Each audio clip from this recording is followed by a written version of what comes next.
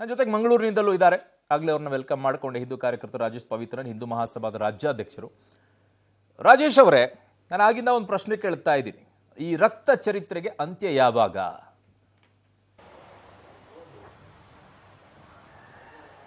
ಕೇಳಿಸ್ತಾ ಇದೆಯಾ? ಕೇಳಿಸ್ತಾ ಇದೆ, ಹೇಳಿ ದಯವಿಟ್ಟು ರಾಜೇಶ್ ಅವರು. ಕೇಳಿಸ್ತಾ ಇದೆಯಾ? ನೋಡಿ, ಈಗ ಪ್ರವೀಣ್ ಅವರ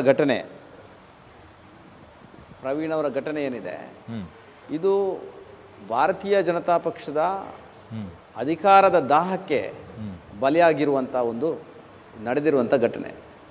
ಈ ಹಿಂದೆನೂ ಕೂಡ ಸಾಕಷ್ಟು ಬಾರಿ ನಾವು ಹಲವಾರು ಕಡೆ ಈ ವಿಚಾರಗಳನ್ನು ನಾವು ಹೇಳಿದ್ದೇವೆ. ಹಿಂದೂ ಮಹಾಸಭಾ ಒಂದು ಹಿಂದೂ ರಾಜಕೀಯ ಪಕ್ಷ ಆದರೆ, ಭಾರತೀಯ ಜನತಾ ಪಕ್ಷ ಮತ್ತು ಕಾಂಗ್ರೆಸ್ ಒಂದೇ ನಾಣ್ಯದ ಎರಡು ಮುಖಗಳು, ಎರಡೂ ಕೂಡ ಜಾತ್ಯತೀತ ಪಕ್ಷಗಳು. ಹಿಂದುತ್ವದ ಹೆಸರಿನಲ್ಲಿ ಡೋಂಗಿ ರಾಜಕಾರಣ ಮಾಡಿಕೊಂಡು ಚುನಾವಣೆ ಬಂದಾಗ ಕೇಸರಿ ಧರಿಸಿ ತಿಲಕ ಹಾಕ್ಕೊಂಡು ಅಧಿಕಾರಕ್ಕೆ ಬರುವಂಥ ಇವರು ಹಿಂದೂಗಳ ಮೇಲೆ ಯಾವುದೇ ಕಳಕಳಿ ಹಿಂದೆನೂ ಕೂಡ ತೋರಿಸಿಲ್ಲ, ಇವಾಗಲೂ ಮಾಡ್ತಾ ಇಲ್ಲ. ಇದಕ್ಕೆ ಅಲ್ಲಿ ನಡೆದಿರುವಂಥ ಘಟನೆ ಏನು, ಸರ್ಕಾರನೆಲ್ಲ ಬಂದರೂ ಕೂಡ ಕಾರ್ಯಕರ್ತರ ಆಕ್ರೋಶ, ಇದು ಭಾರತೀಯ ಜನತಾ ಪಕ್ಷದ ಕಾರ್ಯಕರ್ತರ ಆಕ್ರೋಶ ಅಲ್ಲ, ಇದು ಹಿಂದೂಗಳ ಆಕ್ರೋಶ. ಇದು ಇವರು ಚುನಾವಣಾ ಪೂರ್ವದಲ್ಲಿ ಏನು ಕಾಂಗ್ರೆಸ್ ಸರ್ಕಾರ ಇದ್ದಾಗ ಏನು ಹೇಳಿದರು, ಇವರ ಪ್ರಣಾಳಿಕೆಯಲ್ಲಿದೆ ಒನ್ ಆಫ್ ದ ಪಾಯಿಂಟ್ಸ್. ಅವರು ಭಾರತೀಯ ಜನತಾ ಪಕ್ಷದ ಹತ್ರ ಅವ್ರ ಹತ್ರನೇ ಅವರ ಪ್ರಣಾಳಿಕೆ ತೆಗೆದು ನೋಡ್ಲಿಕ್ಕೆ ಹೇಳಬೇಕು.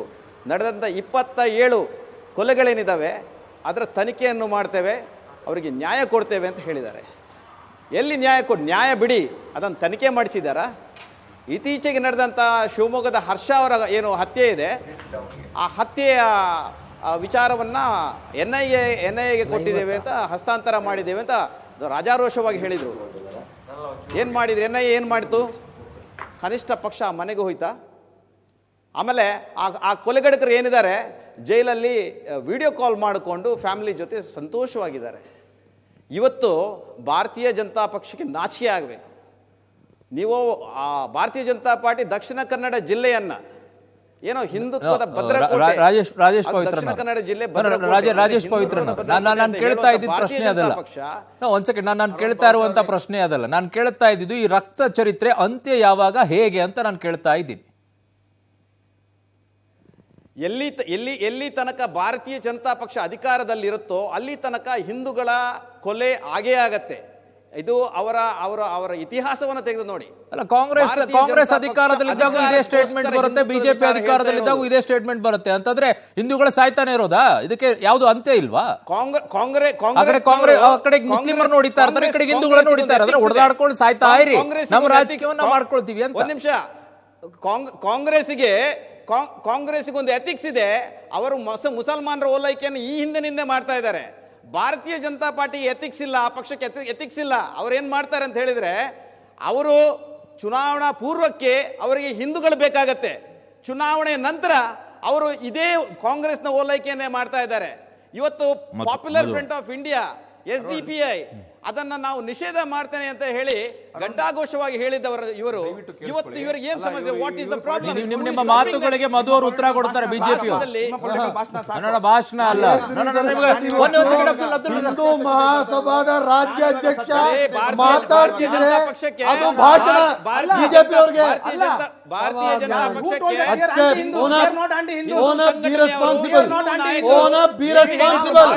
ರಾಜೀನಾಮೆ ಕೊಡ್ತಿರೋದು ಮುಸಲ್ಮಾನರಲ್ಲ, ನಿಮ್ಮ ಕಾರ್ಯಕರ್ತರು. ಅಕ್ಸೆಪ್ಟ್ ಮಾಡ್ರಿ. ತಪ್ಪಾದ್ರೆ ತಪ್ಪಾಗಿದೆ ಅಂತ ಹೇಳ್ರಿ. NIA ರೆಫರ್ ಮಾಡಿದ್ಮೇಲೆ ಅವ್ನು ಬಿರಿಯಾನಿ ತಿಂತಿರೋದಲ್ಲಿ ಹೊರಗಡೆ ಕೂತ್ಕೊಂಡು ಬಿರಿಯಾನಿ ತಿಂತಾವನೆ. ವಿಡಿಯೋ ಕಾಲ್ ಮಾಡ್ತಾವ್ನೆ. ಪ್ರಿಸನ್ ಮೇಂಟೆನೆನ್ಸ್ ನ ರಾಜೇಶ್ ಅವರು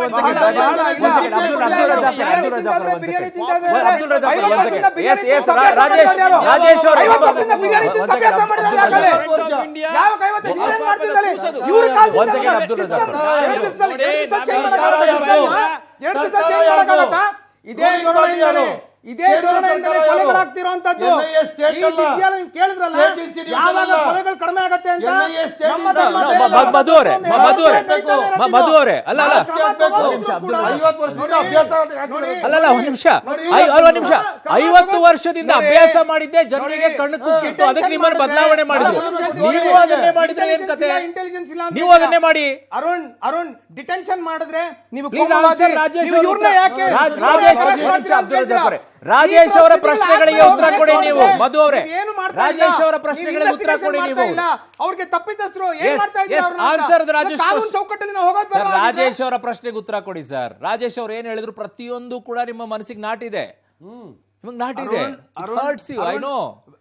I am telling you because ಇದ್ರ ಬಗ್ಗೆ ಮಾತಾಡಬೇಕಾದಾಗ ಕಂಪ್ಯಾರಿಸನ್ ಅಲ್ಲಿ ಮಾತಾಡಲೇಬೇಕಾಗತ್ತೆ. ನಾವು ಪೊಲಿಟಿಕಲ್ ವಿಲ್ ನ ತೋರಿಸಿ ನಾವು ಬರೀ ಮರ್ಡರ್ ಅಲ್ಲ, ಬೇರೆ ಆಯಾಮನೂ ಇದೆ ಅಂತ NIA ಒಪ್ಪಿಸಿದ್ವಿ. ಎಷ್ಟು ಕೇಸ್ ಒಪ್ಪಿಸಿದ್ರು? NIA ಹುಡ್ಕೋದ್ ಬೇಡವಾ ಇವಾಗ ಏನಾಗಿದೆ ಅನ್ಬಿಟ್ಟು? ರುದ್ರೇಶ್ ಮರ್ಡರ್ ಕೇಸಲ್ಲಿ ಏನಾಯ್ತು ಇವಾಗ? NIA has filed a charge sheet saying that it is an act of terror ಅಂತ. ಇದನ್ನ ಕಾಂಗ್ರೆಸ್ ಇದ್ದಿದ್ರೆ ಮಾಡಕ್ ಆಗ್ತಾ ಇತ್ತ ಅದನ್ನ? ಇದೇ ಪ್ರಶ್ನೆ ಕೇಳ್ತಿರೋಂಥದ್ದು. ನಾವು ಪೊಲಿಟಿಕಲ್ ವಿಲ್ ನ ತೋರಿಸಿದೀವಿ. ಏನ್ ಇವಾಗ ಇನ್ವೆಸ್ಟಿಗೇಷನ್ ಅನ್ನೋದು 2 ದಿವಸ ಆಗತ್ತಾ ಅರುಣ್? ನೀವು ಡೋಂಗಿಗಳು ಅನ್ನೋದು 3 ವರ್ಷದಲ್ಲಿ ಆಗಲ್ವಾ? ಹೇಳ್ತಾ ಇದ್ದಾರೆ. 3 ವರ್ಷದಲ್ಲಿ ಆಗಲ್ವಾ? 2 ದಿವಸ ಅಲ್ಲ, ಎಲ್ಲರೂ 3 ವರ್ಷ ಸಾಲ. ಈಗ ತಕ್ಷಣ 3 ವರ್ಷ ಸಾಲ. ಕುತ್ಕೊಳ್ರಿ What ಸುಮ್ನೆ. nonsense is this? Yes, yes. 4 ವರ್ಷ ಆಗಿದೆ, ಸುಮ್ ಕುತ್ಕೊಳ್ರಿ. ರಾಜೇಶ್ ಅವರೇ, ರಾಜೇಶ್ ಅವರೇ, ರಾಜೇಶ್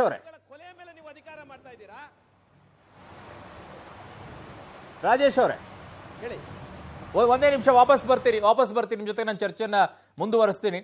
ಕೊಲೆಯ ಮೇಲೆ ರಾಜಕೀಯ ಮಾಡ್ತಾ ಇದ್ದೀರಾ ಅನ್ನುವಂಥ ಒಂದು ಪ್ರಶ್ನೆಯನ್ನ ಅವ್ರು ಎತ್ತಿದ್ರು. ನಾನು ಜಮಾಲ್ ಅವ್ರ ಹತ್ರ ಒಂದು ಮಾತನ್ನು ಕೇಳಬೇಕು. ನಾನು ವಾಪಸ್ ಬರ್ತೀನಿ ಬ್ರೇಕ್ ಆದ ನಂತರ. ಅದಾದ ನಂತರ ನಿತ್ಕೇತ್ ಅವ್ರನ್ನು ಕೂಡ ಮಾತಾಡಿಸ್ಬೇಕು. ಅವರು ಒಂದು ಬ್ಲೇಮ್ ಮಾಡ್ತಾ ಇದ್ರು ಕಾಂಗ್ರೆಸ್ನ ಮೇಲೆ. ಈ ಬ್ಲೇಮಿಂಗೇ ಇಲ್ಲಿಗೆ ಬಂದು ತಲುಪ್ತಾ ಇದೆ. ಬ್ಲೇಮಿಂಗ್ ಬಿಟ್ಬಿಟ್ಟು ಬನ್ನಿ ಇದನ್ನೇನಾದರೂ ಬದಲಾವಣೆ ಮಾಡೋಣ, ಸಾಯೋದನ್ನು ನಿಲ್ಲಿಸೋಣ.